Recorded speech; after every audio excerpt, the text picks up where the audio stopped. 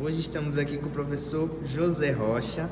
Ele tinha passado um trabalho onde as pessoas iriam entrevistar outras pessoas e apresentar na sala. Agora chegou a hora dele de ser o entrevistado, né?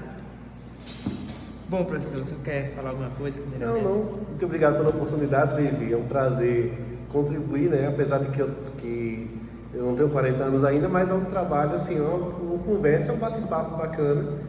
Vamos fazer aqui para conhecer um pouco melhor o professor fora da sala de aula. Quem é esse professor Rocha? Isso aí. Bom, a primeira pergunta. Qual lembrança da sua infância ou juventude que você considera mais marcante? Bom, eu acredito que estar com a minha família toda reunida em casa, minhas irmãs, meus irmãos, eu acredito que são lembranças muito boas que eu tenho da minha infância. Meu irmão chegando em casa, meu pai chegando da roça, onde eu lembro que a casa que eu morava tinha uma janela da cozinha, e ao fim da tarde eu sabia. Quando eu escutava meu pai assoviando, por volta das 5 horas, eu olhava no relógio, estava lá 5 horas, o ponteiro, eu não entendia de horas, mas eu vi o ponteiro embaixo e o ponteiro em cima, e meu pai chegando em casa, passando pela janela, com ar inchado nas costas e assoviando. Então eu sabia que estava chegando a hora de voltar para casa. Também das minhas irmãs lá com a minha mãe, meu irmão chegando em casa. Então são lembranças boas que eu tenho, porque depois de uns anos a minha família se fragmentou. Cada um foi para um lado, cada um cresceu, foi trabalhar, e eu tenho lembranças muito boas dessa fase em que toda a família se reunia, aquela mesa da cozinha grande lá com todos os meus irmãos. São lembranças muito boas que eu tenho, que eu conservo ainda hoje. Sem falar também que eu lembro de quando meu pai trabalhava como vigilante em uma escola, e ele chegava em casa pela manhã, ele dormia no trabalho, chegava em casa pela manhã com uma sacolinha de pão e uma garrafa de café, e eu corria atrás dele de bicicleta, ele vinha pedalando, e eu corria atrás dele pelo quintal, e ele fazia aquelas voltas, e eu corria atrás dele. Então são lembranças muito boas que eu tenho, inúmeras que eu tenho da minha família, mas são coisas que eu guardo até hoje com esse carinho muito grande. Segunda pergunta. Qual a maior dificuldade que você enfrentou na vida e o que aprendeu com ela? Eita, essa é um pouquinho pessoal, mas eu vou dizer que são duas, né? A primeira foi que eu tive que sair de casa quando eu fiz 19 anos. Tive que buscar um trabalho. Eu morava numa região rural, no interior de uma cidade, e eu só não tinha perspectiva de futuro de crescer ali. Então eu só via a roça de fumo ou então canavial.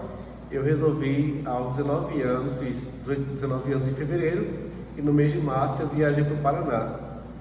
Lá eu passei por muita dificuldade porque era um lugar novo, eu era muito jovem, com 19 anos, não conhecia esse mundão afora, e tive que me virar, arrumar trabalho, fazer minha vida por lá.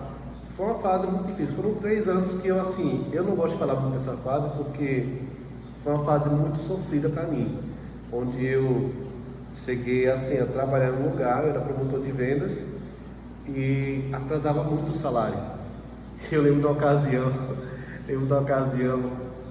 que a empresa demorou a pagar nesse dia, e eu fui trabalhar sem R$1 no bolso.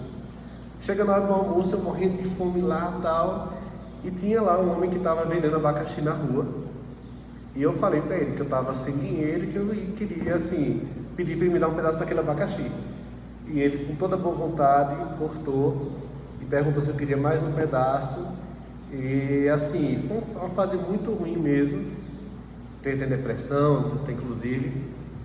Quem vê hoje não imagina que eu já passei por isso, mas eu acho que foi uma fase muito difícil. E uma outra também que eu penso que estou vivendo ainda é que eu vou contar. No ano passado a minha esposa ela foi diagnosticada com câncer, e a gente assim está vivendo essa fase de cura, de recuperação, mas foi um dia muito difícil, que eu lembro até hoje, foi no dia 30 de abril de 2024, em que ela saiu do consultório. A gente foi no consultório médico, já tinha os exames para fazer, que tinham sido feitos, aliás, e ela foi lá e o médico falou: você está com câncer, assim. E ali naquele momento o mundo desmoronou, porque você não sabe, né, o que fazer, como é que a doença vai avançar. você não sabe como é que é o procedimento de cura, de tratamento, você não sabe nada. E assim, todo esse processo foi doloroso, porque eu tive que abraçá-la, ela chorando, eu chorando também. Então foi um dia assim que marcou muito, porque a gente não sabia o que viria pela frente. Mas felizmente já passou um processo de quase 1 ano e meio e a gente já superou todo o tratamento, agora é só ficar de olho. Mas foram 2 ocasiões, com 19 anos sem de casa, e no ano passado minha esposa foi diagnosticada com câncer. Terceira pergunta. Na sua opinião, o que mudou na sociedade desde que você era jovem? Eu penso que não vou fugir da regra daquele pessoal que já foi entrevistado. A infância mudou muito, muito, muito, porque antes a gente conseguia ficar na frente de casa brincando até 7, 8 da noite. Não tinha essa preocupação de ter um assaltante por ali, de ter um perigo na rua, de vir 2 caras de moto e roubar o seu celular ou até matar você. A gente tinha medo assim do sobrenatural, né? Lobisomem, tá correndo bicho por aí, tá correndo tal coisa. Mas não tinha esse medo do mundo tangível, do perigo do bandido, do assassino. E tínhamos medo do sobrenatural. Então a infância que era mais saudável, brincava, jogava bola, corria, fazia várias brincadeiras pelo quintal. E hoje é um mundo mais tecnológico, onde a gente se prende mais a telas. E a juventude de hoje, ela está assim, um pouco distante, porque a gente acabou se distanciando das pessoas de casa, das pessoas que estão próximas da gente, e se aproximando de pessoas que você nem conhece.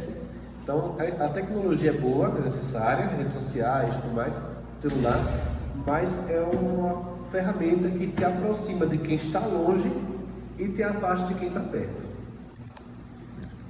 Quarta pergunta.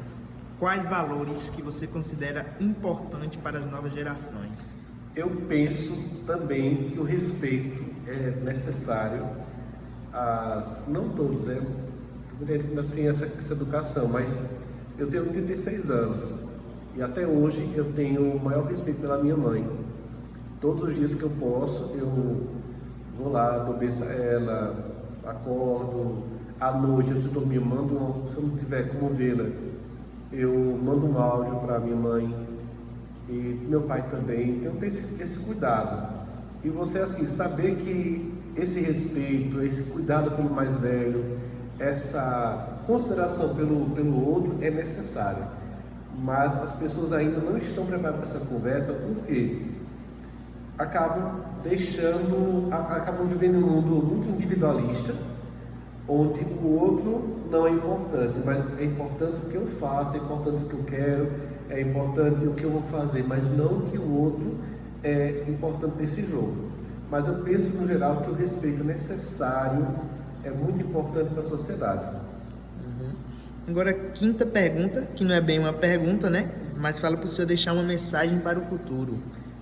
Que as pessoas possam pensar também no mundo que elas vão deixar para a sociedade, para a posteridade.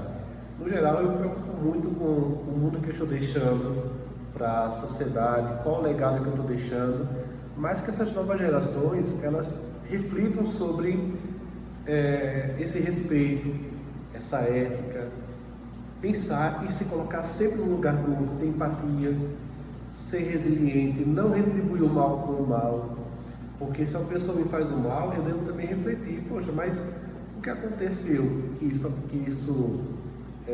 chegou a esse ponto? Mas ter um certo respeito, uma certa empatia, um certo carinho também pelo semelhante, isso é muito importante. Mas no geral, eu penso que a mensagem que eu devo deixar para a geração futura é: tenham respeito, tenham consciência, pense no seu futuro e pense também nos impactos das suas ações. O que as suas ações vão causar no mundo de amanhã.